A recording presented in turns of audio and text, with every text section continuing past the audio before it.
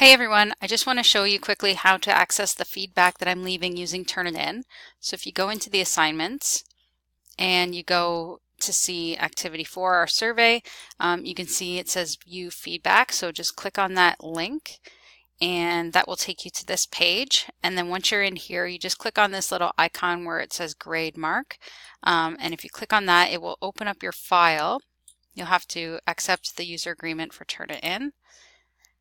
And then it will bring you to your file where you will be able to see the feedback that I've left.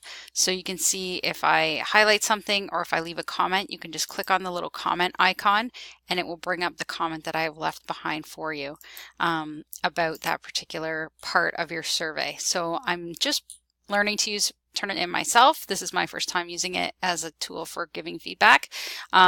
So obviously there's always some learning to do from my end of things and from yours as well as to how it works, but hopefully moving forward we can use this to share feedback and for you guys to be able to make improvements to your work.